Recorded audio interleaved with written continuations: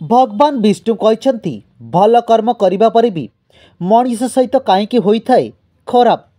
भल कर्म करने सत्वे भी मनीष सहित कहीं होता है खराब। भगवान विष्णु कहते निराट सत्यता।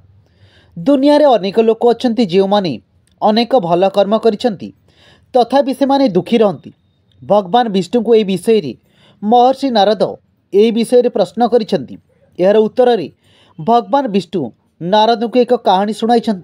यही कथा अनुଯାयी मध्य देश रे एक अति शोभायमान नगरी थिला जेउठी जड़े चाषी चाष करी निज परिवार सहित खुशी रहूला।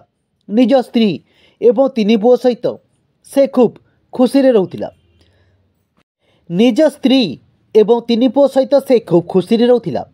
चाषी निजर तीन पुओ को एते भल पाउथिला जे सेमानकर जेमिति कौनसी असुविधा न हेबो सेथिपाई से अनेक धन संपत्ति संचय करी रखिथिला।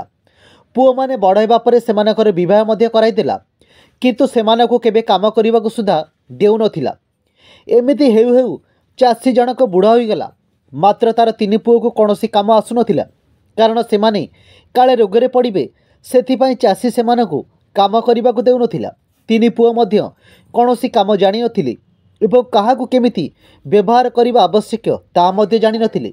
एपटे चाषी बुढ़ा हो जिबारु निज पुओ माने किभଳି चलिबे ताहाको चिंता करी सबुबले दुखी रहउतिला। एपटे काम न करिबारु घरे अभाव देखा देबारे आरंभ होला। एते बड़ परिवार को चलैया पई अधिक धन और खाद्यर आवश्यकता पड़िबारु तीन पुओ वृद्ध चाषी को ही दायी करिबारे लागिले एवं कहिबारे लागिले जे तांको बापा तांको पई किछि भी करि नाहंती। एहा कहि भगवान विष्णु नारद को कहती जे देखंतु वृद्ध चाषी जीवन सारा निज पुओ मानकर खूब जत्न नैथिला एवं खूब कठिन परिश्रम मध्य करिथिला तथापि ताकू निज पुओ ठारो एभଳି शुणिबाकू मिलिला।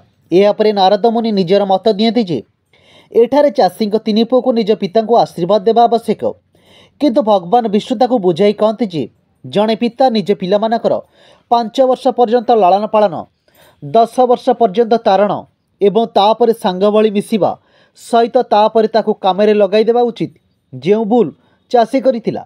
यह कही भगवान विष्णु कहते जे जो व्यक्ति काम करि पारुछि ताकू बसाई खुआइबा कौन दरकार।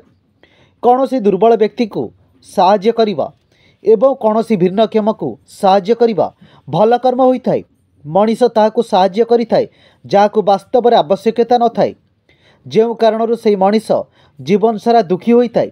जो मनीष अन्य ठारू प्रशंसा पाइबाकू भल काम करिबारे लागिथाय से व्यक्ति को प्रशंसा मिले नाही किंबा से जीवन सारा दुखे रही थाए। तेणु देहधारी मनीष को पुरुषार्थ निहाती करने आवश्यक। व्रत जेतिकी समय करने आवश्यक सेतिकी समय करने उचित। समय शेष होगा पर व्रत करिवार कौनसी लाभ होई न थाए। सेही भली भल कर्म करिवार समय सीमा मध्य निर्धारित होई थाए।